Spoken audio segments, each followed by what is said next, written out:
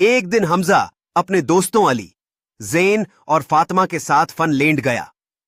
जैसे ही वो अंदर दाखिल हुए, हर तरफ चमकती लाइट्स, रंग बरंगे गुब्बारे और खुशी से हंसते बच्चे नजर आए। सबके चेहरों पर मुस्कुराहट फैल गई। सबसे पहले वो लोग बड़ी रोलर कोस्टर के पास गए।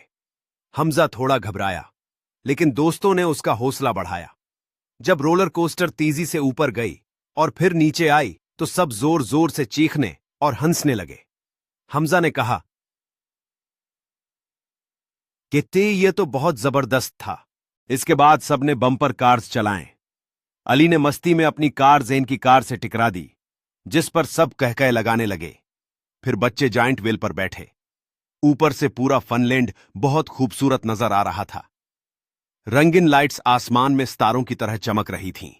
कुछ देर बाद सबने ठंडी आइसक्रीम खाई और मजेदार पॉपकॉर्न लिए। फातिमा ने कहा, फनलैंड वाकई खुशियों की जगह है। रात को एक जादूगर ने शानदार जादू का शो पेश किया। उसने खाली टोपी में से सफेद खरगोश निकाला तो बच्चे हैरान रह गए।